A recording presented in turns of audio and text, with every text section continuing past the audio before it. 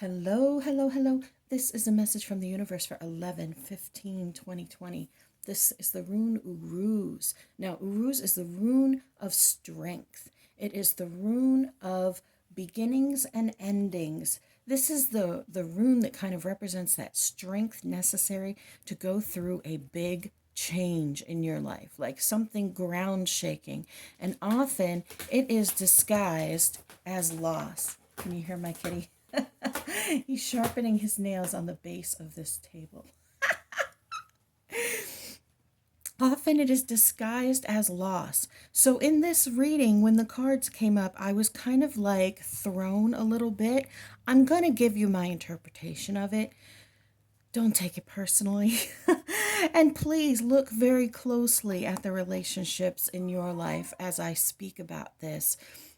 With an open mind, and with love.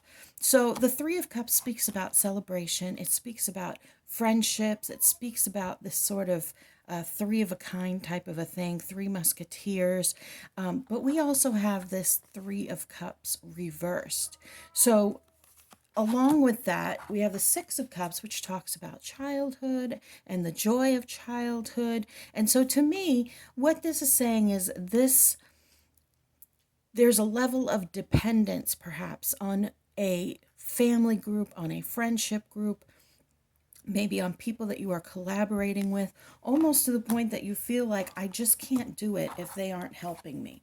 I just can't do it if they aren't there with me. I couldn't ever stand on my own 2 feet without my family supporting me, without my friends supporting me. But this Three of Cups reversed is kind of saying that you have to kind of let go of that there is a space of independence that is necessary, and you're still, just like yesterday we got this Hermit reversed. In yesterday's reading, it was really talking about the fear of being alone in that isolation, and I think that is kind of keeping you in these codependent relationships and possibly stopping you from completely receiving blessings and opportunities and abundance. This Three of Wands, traditionally in the traditional deck, is a woman looking out over a cliff at the opportunities to come.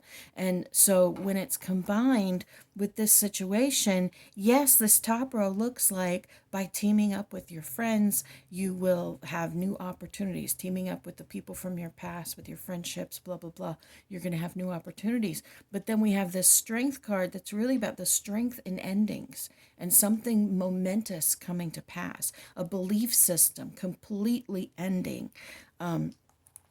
Something to describe this, a ruse, is kind of like if you were a Christian your whole life and then you found out that God didn't exist and you had to change everything. Or like right now, people who are very devout Trump followers, whether they believe that he lost or not, the rest of the world is believing that he lost, and they're going to have to shift their entire belief system to try to, you know, go back to some sort of regular life. It's that kind of an upheaval in our belief systems and in our relationships that this Aruz speaks to. So all I can really tell you is this Justice card speaks about accountability.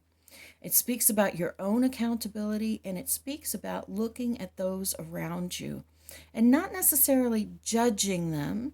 This is not the judgment card, but this is really about accountability and recognizing where you have leaned too heavily on others, where you depend on others too much.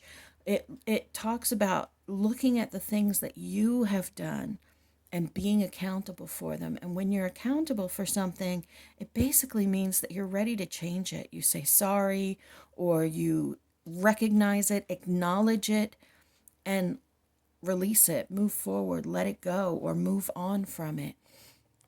So this Justice card to me is really about looking at what is going on in your life and recognizing those patterns of codependency on those from your past. Now, if I'm going to read a completely different meaning, I mean, that was what came through to me strongly.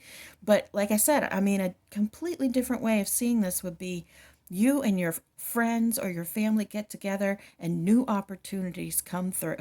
Like that's what the first row says, but we always have this bottom row that comes in and kind of like whacks you upside the head. Either that or the top row is whacking you and the bottom row is cheering you on. That seems to be kind of the theme in how the universe kind of drops these cards for me. So just really be mindful of your relationships and pay attention to them. I'm not saying walk away. I'm not saying don't collaborate with your friends. I'm saying look at the level of dependence and codependence that you have within those. Look at your own independence within them. If somebody drops out or doesn't do their part, do you immediately retreat and think, oh, well, this is never going to happen. I can't do it on my own. Be prepared to do things on your own, even as you move forward with others. It's not easy. It's simple, but it's not easy. You are beloved, you matter, and you are so loved.